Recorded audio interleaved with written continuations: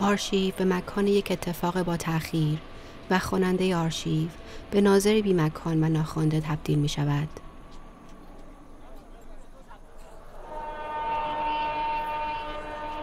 بیننده که به دنبال چهره آشنا می گردد یا رام کردن یک داستان.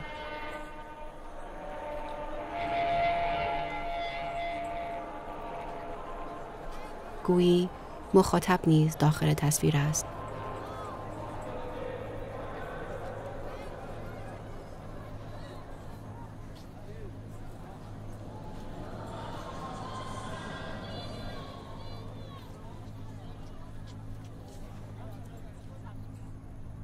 از میان می شکافد. حواس تشخیصمان را منتشر و پیمایش می کند. با فاصله از نزدیک. فاصله مجموعی است از وقفه های در حرکت.